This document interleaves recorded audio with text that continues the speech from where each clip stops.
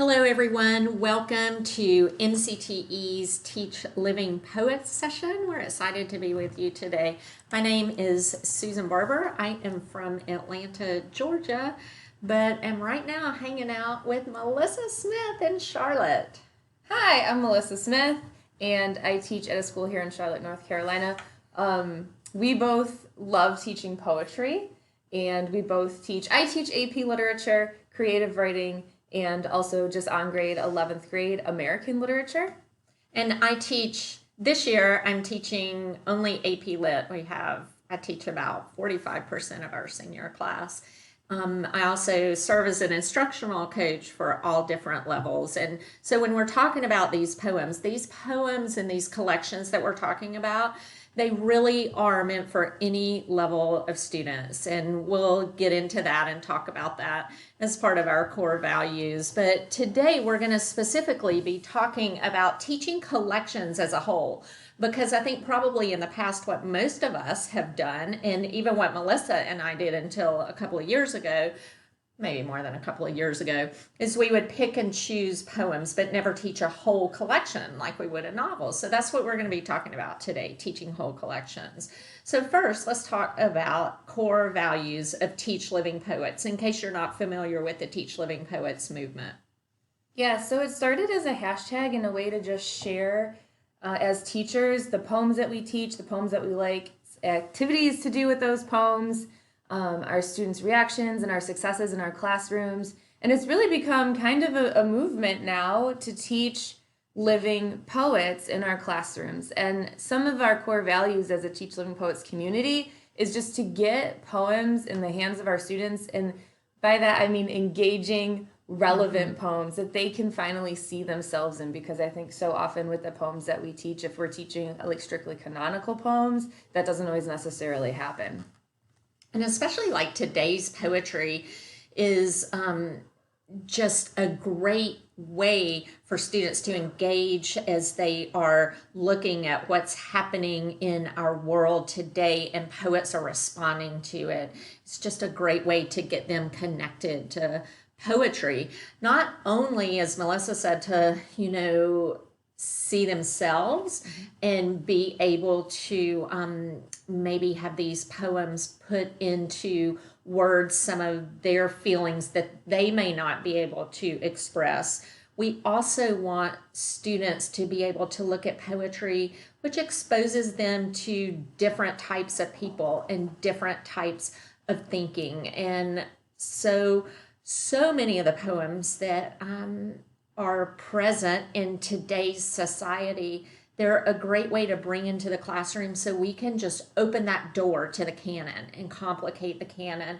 And we're not saying completely don't teach canonical poems, but we want a balance of that. We don't just want to teach one. We want to really open that door and complicate the canon and show that there are more voices out there that deserve and need to be heard. And that's important for our students. Right. And so often I hear my students saying, like, I've never read like a person like me before in my English class, right? Or I've never had a poet write or read a story where they're saying the things that I am feeling. And I think that's so cool when we teach living poets, that students get to experience through the poems things that they're already feeling. Like you said, they're putting words to these things that they're like passionate about or angry about going on in the world today, because those are the things that poets are writing about. And your students can like really therefore feel a relationship with the works that they're reading. And I would also add to that part of this movement is to really amplify voices of poets, artists in general, that have been overlooked historically. And so we really want to amplify and uplift those voices. Finally, we just want to celebrate the arts and the arts in general in school, but specifically poetry.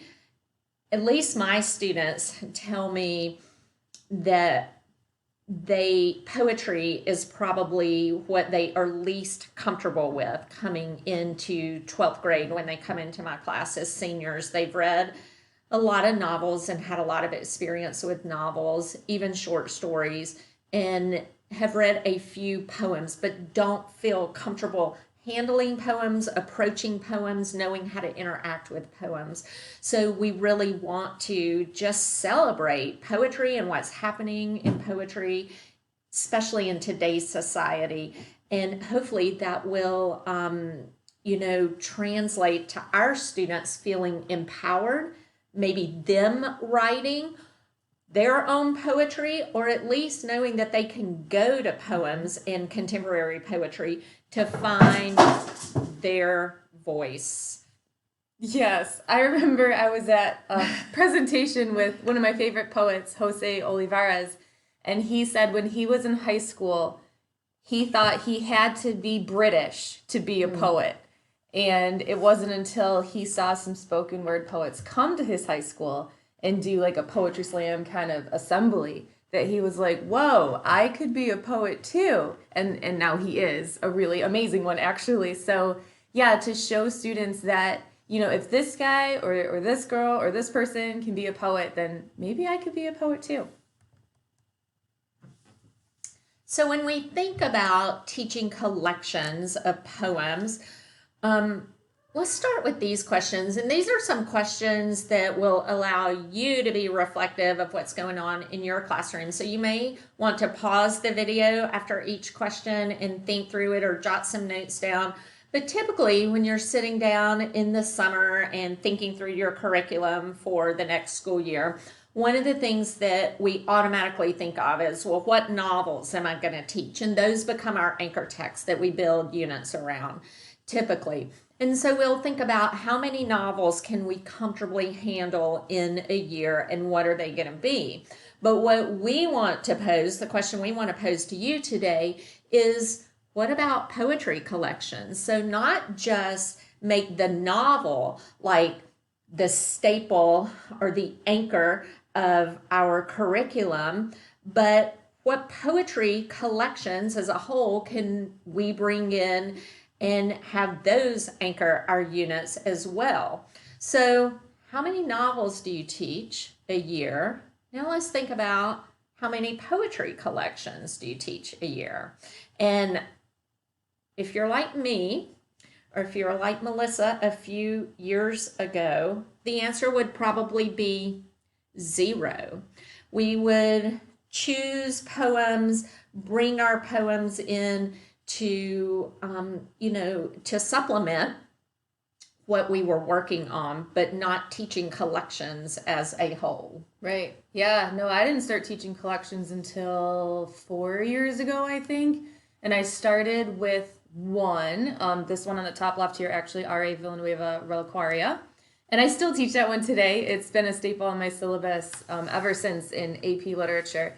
And then I now teach 3 every year in AP Lit, but I also teach them in my on-grade 11 class. So that's American Literature, and I do Citizen and Legal has now become a staple in that class because the kids love it. It's great. Counting Descent, another one. And these are all collections I have personally taught and would certainly recommend you checking out if you're considering adding a collection into as one of your staple texts in your classes too. And it's so cool because you can really do all the things you would normally do with a novel and the analysis that goes into really looking closely at a work of fiction. You can do those same things with a poetry collection. And I would argue maybe even more. And it's nice to like switch it up and do some different things. And especially one of the things that I like about this is if you're teaching high school, even if you're, upper middle school, by the time students get to high school, their English classes, they're like, oh, we've done short stories before. Oh, we've done this before. We've read books before. And that can become kind of stale almost because they're like, check, we've done this, check that we've done this. But when you're thinking about a collection of poems, typically that's going to be a new experience that you can bring your students. So it really adds something fresh to your classroom. And I think your students would, they appreciate that. So another question we want to think about is, what is the value of teaching a single volume poetry collection as a whole class text? What do you think some of the... Well, first I want to just define single volume poetry collection, because some people might not know what we're talking about. So this is an anthology of poems. Poems also come in, books that are anthologies, and so you'll see lots of different poets within a book. And I think that those are a great way to introduce yourself to a lot of different poets. And this is one I would totally recommend, actually. Breakbeat Poets, anthology number 4. They're all amazing, but Latinx is their most recent one. And so this is actually, although this is very amazing, and I would suggest teaching this as well, this isn't what we're talking about necessarily with this presentation. We're talking about single volume poetry collections, like Oceanic by Amy Nizuka Matado. So it's all one poet. So not only are we saying that you should consider teaching a collection of poetry to your students, but we also want to talk to you in this presentation about teaching this collection with a Teach Living Poets mindset, which is not just open the poem, read the poem, answer the questions at the end of the poem, but we really want our students engaged and interacting with poetry. So what does a Teach Living Poets mindset look like when we approach poetry? Well, we're about to share some really awesome activities with you that are We've definitely done in class. Yes, and we found to be successful.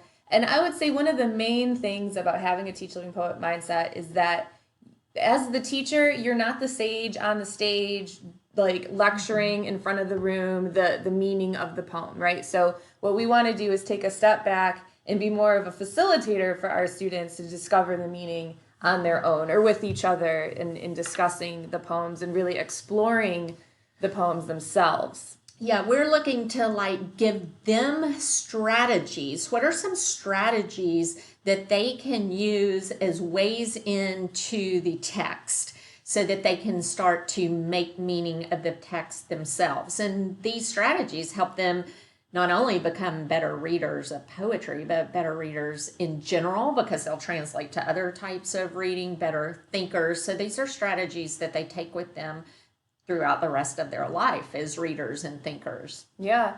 And I would also argue too that I find it sometimes the most exciting and beneficial to bring in a poem that I am actually quite unfamiliar with myself, because, and for some reason I read it, I saw it somewhere online in Poem a Day from poets.org, or in a journal somewhere, but I was like, oh, for some reason I like this poem. I'm not sure why, but it sounds really cool. It's talking about something I like. I want to talk about it with someone. So I talk about it with my students and I bring it in, and oftentimes they will teach me things about that poem that I didn't, notice in my first reading of it, which I think is so cool. And I do a lot of cold reading of poems with my students in class too, because I think it's beneficial for them to see how I approach a poem that I don't have the answers to because I've studied it for the last 20 years. So they can look at me interact for the first time with a poem alongside them, and then I can model that thinking process to them. And like Melissa said, I'm learning from them. I mean, they're teaching me too. So we are really building this collaborative community of learning together. I love that. Yeah, and I think that's one of the other important things in regards to letting our students feel that empowerment, right? So they are really equally on a equal playing field when we're working through a poem together to discover meaning. Their thoughts on the poem are just as important as my thoughts when we're doing that together in class. So let's go through some of these activities and strategies when we're talking about teaching a collection. And I think one of the overarching things we need to think about is the way that a collection is placed in the book from the beginning to the end, right? Because just like a fictional story would have a plot line, collections of poetry don't necessarily have a plot line per se, but the poems are definitely ordered in a very purposeful way. And so we want to think about, as readers, as we're reading through it, what is the journey that this book is taking me on, from the first poem that's setting out some patterns that will continue throughout the book, setting up some motifs for us, maybe some familiar symbols, and then why is the last poem appropriate as like a closing to the book, right? And I think poets think about those things and probably a lot in labor over the choices of like what poem is going to go where and why. And so throughout the collection, we can start to notice a journey throughout and see what kind of patterns are happening throughout, and what are the different structures we see happening too, because poets will sometimes make certain poems certain types of structures. And can you think of anything else to add to this? No, but just like, a novel has this like narrative arc, I mean, there is going to be an arc to these poems. And so we want to be thoughtful and help our students be thoughtful about why are they placed together this way. That helps them not only look at poems in isolation, but thinking about just the work as a whole and what this work as a whole has to say, as opposed to just one poem in it. How does, this poem fit with the other poems to deliver this message as a whole? Yeah, and sometimes when you read a poem out of isolation, it's almost like taking a quote out of context. Yeah. And there's one specific poem I can think about.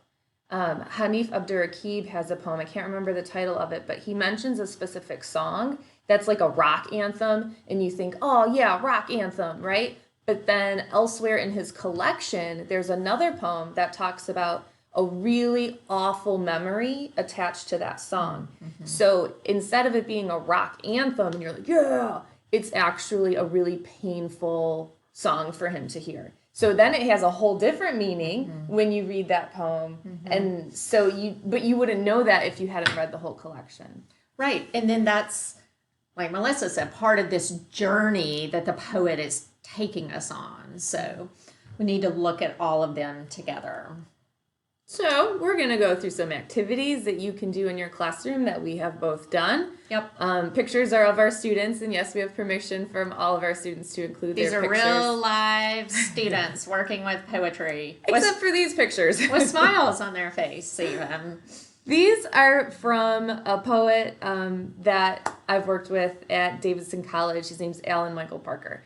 And he is author of several collections of poetry. And this is some pictures from his Instagram where he was at a retreat writing his book and laying out the order in which he wanted his poems to appear in the book. And he described it as he wanted his book to be like a three-dimensional space, like his mind. And so that when the reader is reading through the collection, it's almost like they're entering into his mind. And if they were to look around, the room, like in a 180-degree turn or 360-degree turn, they would be reading the poems in the way that he wanted them to experience throughout his collection. So he actually tapes them up on the walls to get that visual and to see how they would be ordered in the book that way, which I thought was really cool.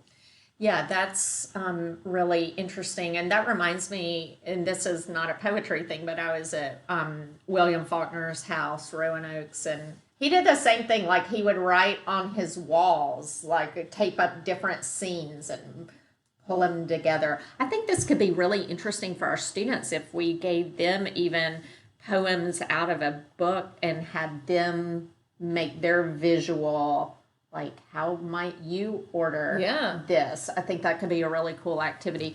But I love this to show students that, there is thought behind this and behind the order and how the poet wants to take us on this journey through the collection. So one thing that I do when we're introducing order, and I probably spend a day thinking about order and introducing my students to this concept of order in a collection, because they've probably not read a collection before. So it's something we're spending some time on. And I will put up the Thriller playlist. Thriller, because 1983, that's when I graduated from high school, so of course I'm going to go with something from the 80s. And so I'll put these song titles up and have students look at them and think, you know, why would Michael Jackson order these songs this way? Turn and talk to a partner or think about this. And I want you to think not only, I encourage them, don't only think about the content of the songs, but think about the speed and the style and the mood. Because like poetry, yeah, just like in poems, some poems are going to read faster, some are going to be heavier, some are going to be more lighthearted. So it's not just content we're thinking about. We're thinking about structural elements, we're thinking about the mood, we're thinking about the narrative pace, all of these things. So how do all of these fit together? And is there any story type? Is there any story arc when it comes to ordering this? And this will get students in the mindset to approach a collection. They'll have some frame of reference for thinking about it. And you could also have them think about their favorite album that they know by heart and could sing every song to. It's just my favorite just albums. Oh, okay. Yeah, you're right. They could do the same thought process. Like first do it with Thriller with the teacher, sure. And then they could also do one on their own too with their favorite album. I bet they would love that. With their favorite artist. And right. Going through the different songs. And another thing that I've used this before is from Project Runway, and thinking about how fashion collections are put together. My school, where I teach, Grady High School, shout out, we have a whole fashion program, and students they make their own collections and put a fashion show on at the end of the year. So a lot of kids into fashion who are in my classes, so they can really relate to this and will watch these clips from Project Runway and think about collections. And, every piece in the collection stands alone. It's an individual piece or outfit that one person wears. However, they all fit together. So how do they fit together? What links these pieces together? And then we'll talk about, the order that the models come out wearing these on the runway. Why is the order important? What progression do we see throughout the order? So that's another way into the collection, and just getting students to think about the idea that yes, we have standalone works, but they all fit together as well. Mm-hmm. Is this Christian Siriano? That looks like Christian Siriano. Yes, to me. We love Christian. Yes, he's great. I was going to add to that the final look oftentimes is the most fabulous, right? Mm-hmm. Like it has all the things, and yes, it's like this crescendo and it's wah at the end. And I feel like a lot of poetry collections do the same thing. That last poem, money. Again, these are just some questions that your students can consider when they're thinking about poems. After we've looked at maybe a playlist or Project Runway, I would just hand my students a book and say, why don't you spend a few minutes looking at all the titles of poems in this book? Just look at the titles and read through them. And what themes do you think are going to emerge? What do you see the poet addressing here? Do you see any patterns just looking at the titles, and which poems look most interesting to you and why? And this just kind of piques their interest and gets them ready to read. Yeah. And do you ever let them put it down if they don't think they'd be interested? Well, sure. Yeah. Of course. All right, so we love this activity from our friend Tia Miller, another teacher, and she shared with us this idea of doing hexagons. And so what this is great for, I would say in the middle of a collection or towards the end of the collection, you print out poem titles on 15 to 20 hexagons, and students cut out the hexagons, and then what they're going to do is they're going to place them next to each other where they see those two poems having something in relationship with each other, something in common. And that could be a symbol, it could be the structure of the poem, it can be something topical in the poem, it could be a theme, it could be any number of things. And so you see in the pictures here, the students kind of manipulating the hexagons around, and what they're writing there on the border is what the connection is between those two poems. And so it's really cool. By the end of the activity, the hexagon shapes, because they tape them together, look all different. I love this activity. I love it so much because no two final designs are alike. And the connections that students make between poems, I mean, I'm like, oh my gosh, I never thought about that. This is really, I mean, they are having to dig into the poems, think about the poems, not only that individual poem, but how it can connect with other poems, really high level thinking skills, but it's in just a really engaging way. I love it. And as the teacher, you don't really do much instruction here except for like how to make your hexagons, how to cut them. But like you're not doing the thinking for them. They are truly figuring out these connections themselves on their own through discussing them with their peers. And I would add one alternative. I had my teacher next door to me do this activity, and she printed out one red hexagon, and then that was going to be like the rock poem, the like poem, the anchor poem. Yes, of like this is the most important poem in the book, and her hexagons were all blank, and then students could pick which poems they wanted to write on the hexagons versus us providing them with the titles on the hexagons. So it's like two different ways you could do it depending on the collection or your students. And when I do this, I actually give my students blank hexagons at the end of the collection, and then they get to choose, you know, I'll say choose 10 poems, choose, I don't, however many, and they choose the poems and connect the poems. So all different ways to do it. And, you know, the activities we're giving you, the strategies we're giving you, these are just starting points. So you figure out, like, you take this and figure out what works in your class and make adjustments, and then let us know what you're doing. We'd love to know what you're doing. All right, another thing we like to do with the collection, either in the middle or the end,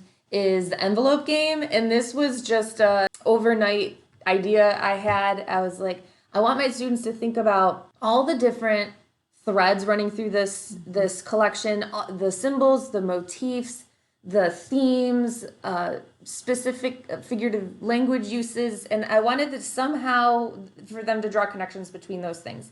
And so I was like, I'm gonna just write a whole bunch of cards with all these different things on them and put them in envelopes randomly, and then pass the envelopes out, and students then take the cards out, and there would be like 3 or 4 of those cards, each with like one individual element from the collection on them, and then they as a group have to figure out how are these things connected in this book. So they might be connecting a symbol to a use of imagery to a theme, and then they would rotate envelopes and have to do the same thing with the next envelope.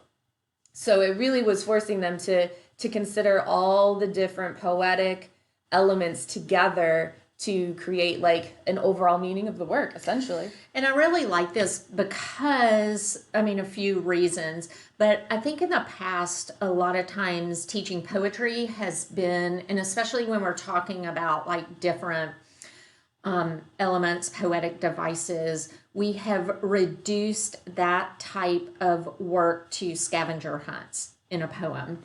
Find the simile. Find this. This, however, gets our students talking about these different devices, but it's on their terms. They're the ones locating them, finding meaning, making connection, not only identifying, but thinking about the function and how it relates to themes and different ideas in the work. So I really love this idea. And this could be used, transitioned into virtual teaching as well, if you made these on like a Jamboard or something. That's exactly what I was thinking. If you could put these on a Jamboard, students could rearrange, move around, that would work. Yeah, and the hexagons too. I've seen some teachers actually do virtual hexagons.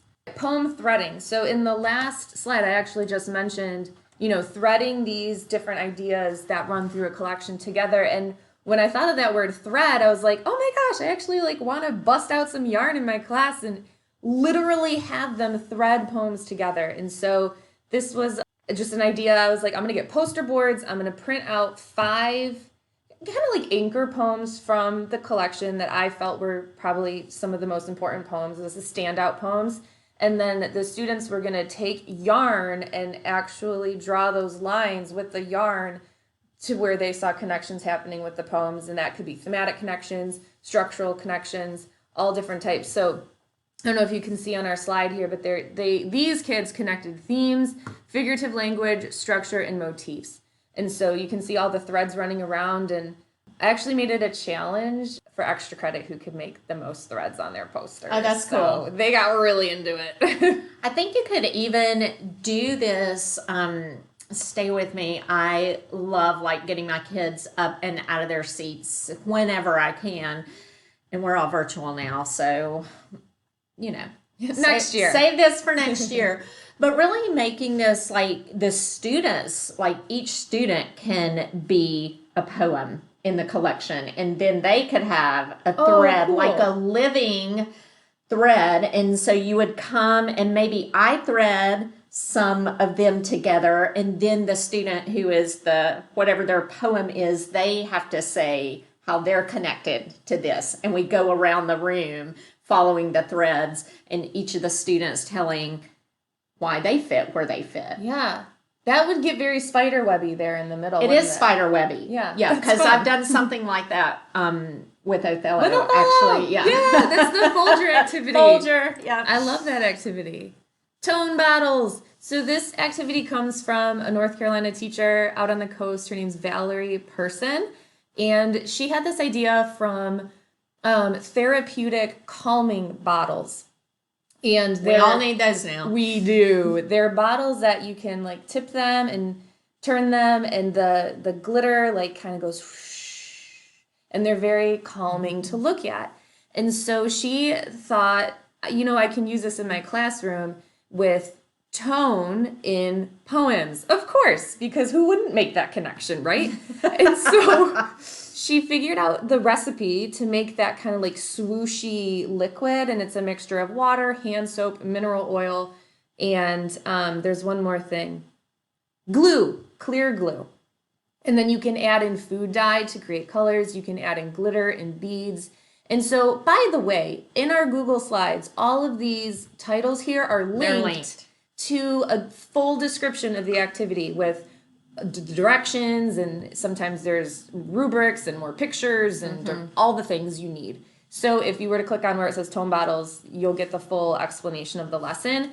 But essentially, the color can mean whatever you want it to mean. I had it be a color to represent the tone of the poem, and then I had the floaties, like the glitter and the beads, represent different images in the poem. And so then they had to write on the index card an explanation for their choices, and they chose the poem out of the collection Counting Descent by Clint Smith, which we love.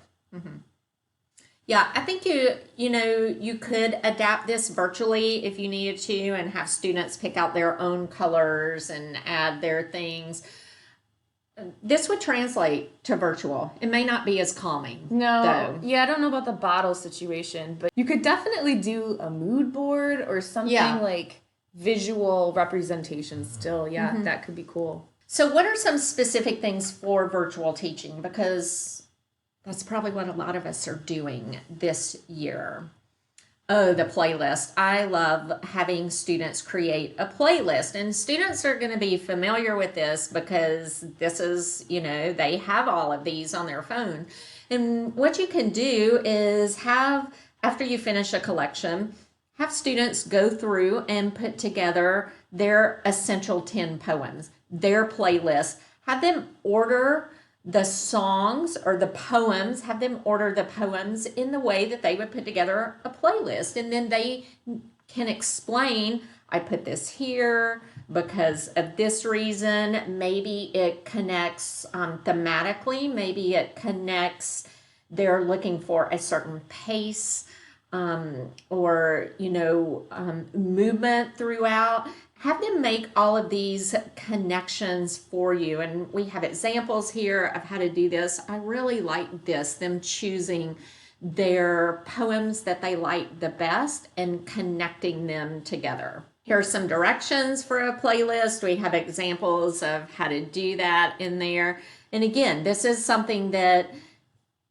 you just let the students do. I mean, the students are doing the work. That's what I really like about all of these activities. It's less about us teaching, and it's more about getting the poetry into the hands of the students and letting the students do the work. And of course, we're there, for help and support, but just being giddy, walking around, listening to them, that is true. Talk and just all the amazing things about these poems. Absolutely. So this is something we worked on this summer as some AP literature teachers got together and made a bunch of hyperdocs. A bunch. And we have a bunch for And they're all poetry. right down there. Yeah, so if you click there, it'll bring you to a whole bunch more. These are just some examples of hyperdocs we made, but do you want to talk about how we kind of structured those and what one typically, has students do as they go through it? Yeah, so for the poetry, we tried to just have a template that was consistent because for us, from a planning perspective, it helped us, but also for students just to know the exact order, to just have that routine, like there's just some comfort in it. And they know what to expect when they open each one. So do you want to pull up a hyperdoc and we'll look at it? So when we look at this, there'll be a short intro about, the poem we're going to look at, if it's a specific poem or a couple of poems, a short intro to that. And then over to the left, there's going to be some information about the poet. And all of these, it's a hyperdoc. So you click through and students are able to everything's right here. It's like one stop for them. Then we'll have some type of video warm up. Typically, it's the poet who is reading something or maybe doing a spoken word poem. And so there's a video warm up just to get the students engaged. And then we ask the students to respond to that video warm up. And again, all the directions are linked right there. Next, we'll have a mini lesson. And the mini lesson, just like what it sounds, we're going to pull out a specific skill and do a very short instructional lesson on that skill. This is what we want you to think about. So in this poem, we're asking students to think about sensory details and imagery. So we'll really zero in on that. And these mini lessons are either done by one of us, or maybe we've pulled a TED Ed or something off of YouTube where someone else has already done it for us. And so you have the mini lesson. Then students have an opportunity to apply that. And so the poem is right here. They can go through, make all of their annotations and notes in regard to the specific skill that we've been working with. Next, we'll look at a model analysis where one of us is walking through our thoughts on that and our teaching on that. So they can see not like what the right answers are, but just how we have broken down the poem and interacted with it. And in almost all of these, we will say, this is, what we look at the poem and notice in this. You may have noticed different things, and that's fine. We're all going to notice different things, but we do want to give them some model analysis. Then finally, we'll give them some more poems that fit with this specific skill and mini lesson that they can look at. And there's a writing prompt at the end if you want to have your students explore this idea further in an essay. And then there's a spot for them to write there. Some of the hyperdocs will have additional supplemental things at the end if there were some things we found that also related to that poet or the poems or the skill, but maybe didn't necessarily fit in like the actual hyperdoc template that we were going with that kind of order throughout the lesson. But not all of them have that at the end. Yep. This one does. And these are all found, you can find them on our hyperdocs link on our Teach Living Poets page. In our sessions we've done for Teach Living Poets, we always like to talk about connecting with poets on social media or in person or over Zoom or Skype or whatever. And I would really urge you that if you are going to have your students reach out and connect with a poet personally, to have them read the collection before they interact with that poet and just showing the poet that your kids put in the work. They put in the thought. They enjoyed the work and thinking through the poems and exploring the collection. And I think that the poets, they really find that as a gift, right? And having that like conversation between the students and the poet can be so much more enriching if the students had read the whole collection versus just like 2 or 3 poems from the poet. Yeah. And students are always just so excited when, poets retweet them or interact with them. Like they're coming into class, Miss Barber, guess what? And so that's, it's great. Like we're showing them that the arts, poetry, music, literature, the performance arts, all of these are just accessible to them. And this is just a way for them to reach out and make connections with people who are influencing culture. At the end of our presentation here, we are going to provide you with, I think we have like lots of stuff. Lots of units. Stuff for you to use. It's all here for you. Yes, full teaching units for 5, I think it's 5, different collections. So this is Richard Blanco's How to Love a Country. I teach this in my American literature class with my 11th graders. And I have some, they're pretty simple, they're not super fancy, but I have it down, broken down in 3-week chunks. That's awesome. Walking through the book, and I'll just show great collection what one looks like here. Great collection. So I just wanted to show you really quickly what one of those weeks look like. So in the 5-day week, they have a couple of poems that they're going to read each day, and then I have them looking through some things and annotating. And then it says for each day what you can do in class, some questions for the poems, what they can do for homework, or you could divide those into 2 days and do everything in class. That's totally up to you and your choice as your teacher. And there's lots of links in here to different videos to watch. There's the hexagon activities. I do that with this book. And so it just, it's a lot of work done for you for free. It's done. It's done. I mean, you need sub-plans? There you go. Here you go. There you go. That's a great collection. So we had shown you this book earlier in our video here, and this is one I teach with my seniors, Oceanic by Amy Nizuka Matado. And so this one is one of those hyperdocs you'll find, but it's a pretty flush, thorough hyperdoc. And so it walks you through a bunch of the different poems, and she actually kindly, generously made us some videos of her reading some of those poems that aren't on YouTube. Like, she made them specifically for us, which was so nice. So you'll see her doing some poetry readings throughout the hyperdoc, and just walking through a lot of the poems in there. This is my next collection. I think it's so good. I'm gonna order. I'll do it. Look out for my donors. Choose. You can help me get these in my classroom. So Counting Descent. I've been doing Counting Descent for several years. You as well. Mm-hmm. Here's a whole unit plan for Counting Descent with Clint Smith. Very accessible for really any level of student that you're teaching. Not only are the poems accessible, but they're really relevant, and your students will just love Counting Descent. I just don't have all good things. Only good things to say about Counting Descent and Clint Smith. I know for my students, they say, I didn't know I liked poetry until I read this book. Or students say, I've never read anything like this in English before. Mm-hmm. And they should. Like I said, this whole unit plan is linked. If you click, I have it laid out in days, and you can click on each day. It is set, ready to go for you. And there's some hyperdocs for Counting Descent too that I will put in there. But this unit, planned, ready to go. Everything is linked right there for you. That's awesome, Susan. It's a good unit. Thank you. If I say so myself.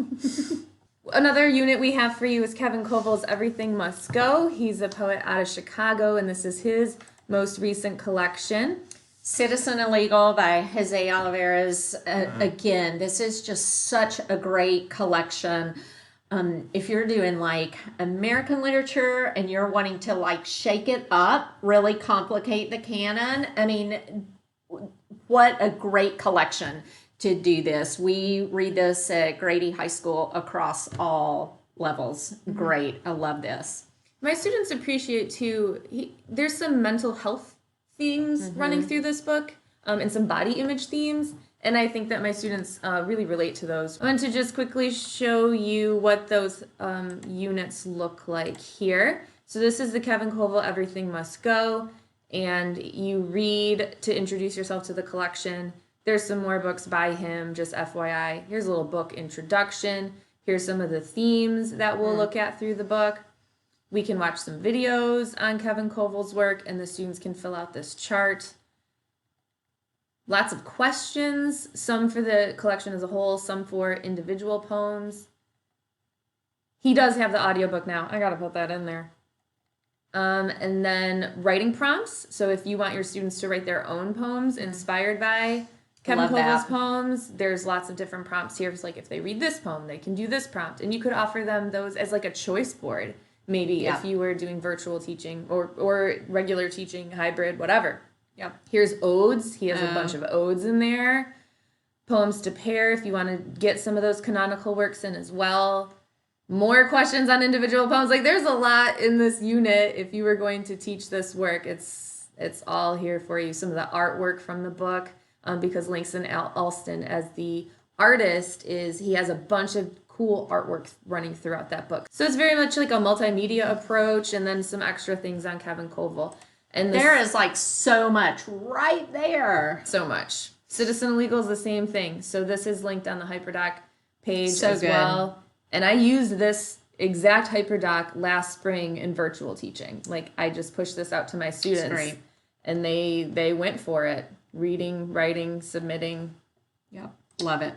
Love it. Love it. So good. Melissa, you have a book coming out. I have a book coming out. Woo! What? So this book is co-authored with Lindsay Illick, who is a professor and a poet herself in Massachusetts. And we got together because we're both very much of the same mindset in regards to teaching living poets, and wrote this book. And it's full of resources and activities and ideas and just the Teach Living Poets philosophy and oodles of poems and things to do with those poems. And it is now available for pre-order at the NCTE store, which is linked right there conveniently for you. I love it. So proud of you. Y'all order this book. It's awesome. Awesome. Thanks. So this is how you can get in touch with us. If you need to, I would encourage you to reach out to either one of us. We're on Twitter and Instagram. We have our websites linked here. So we would love to connect with you. Yes, I see your email got a little cut off down there. It's susangbarber@gmail.com. Just find me on Twitter.